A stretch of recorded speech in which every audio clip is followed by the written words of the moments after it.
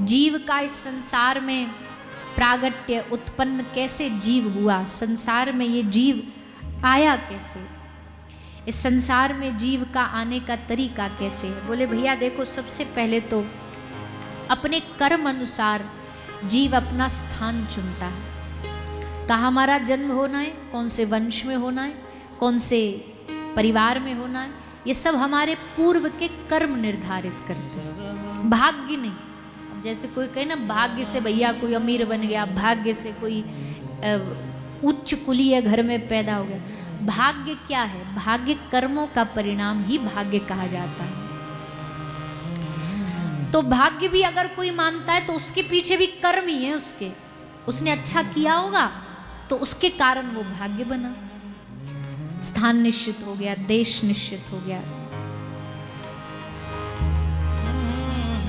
भारत देश में जन्म मिल गया। इतने देश हैं दुनिया में, इतने देश हैं, और ठाकुर जी कृपा से 30-40 देश तो हमने भी भागवत जी को लेकर के देखा है, घूमा है, वहाँ के व्यवस्थाओं को देखा है, वहाँ के संस्कृति कल्चर को देखा है। पर भैया इन सब को देख करके इतना तो हम कह सकते हैं, दुनिया में सब देश बहुत महान हैं, बहुत अच्छी अच्छी टेक्नोलॉजी हमसे ज़्यादा हैं, ज़्यादा अच्छी चीज़ है, लेकिन जो रस और जो जीने का आनंद इस देश में है, अपनी भारत भूमि में है, ऐसा रस और ऐसी संस्कृति पूरे विश्व में आपको कहीं देखने को नहीं मिलेगी। यहाँ जीने का रस अलग है, यहाँ जीने का आनंद अलग है।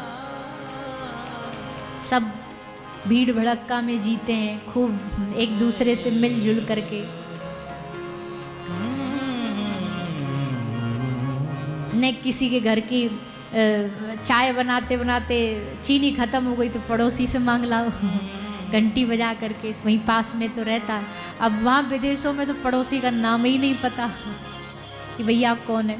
मतलब सभी विदेश में एक ही जैसा सिस्टम रहता है। पर अभी हम जब गए थे ऑस्ट्रेलिया, न्यूजीलैंड, वहाँ तो विकटी शांति थी। मतलब ऐसे खोजो भी दूर दूर तक इंसान, तो कोई इंसान न दिखे।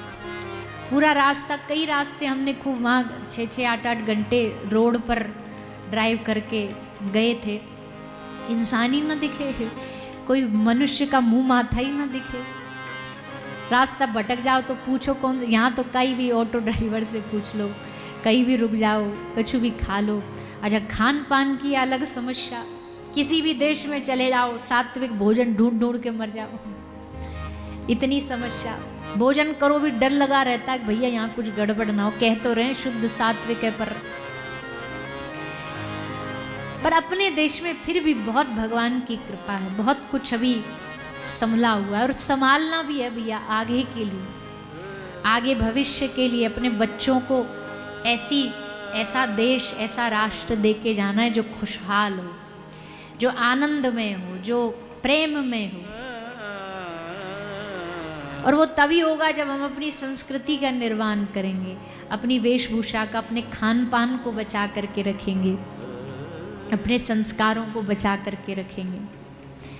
तो भगवान की कृपा हुई कि हमको मानव तन दिया, और मानव तन भी कहाँ दिया? मानव तन दिया, और भारत जैसा वतन दिया, भारत जैसा राष्ट्र दिया, देश दिया। उसमें भी कोई भक्त परिवार मिल गया जीवन में तो ये समझो पूर्व का और अच्छा कर्म हो गया कि ठाकुर जी ने आपको कोई ऐसा परिवार दिया जहाँ भक्ति होती हो। तो वो कर्म के अनुसार जीव जन्म लेता है, माँ के गर्भ में आता है, माँ के गर्भ में आकर के 9 महीना उस अंधकूप में रह के जीता।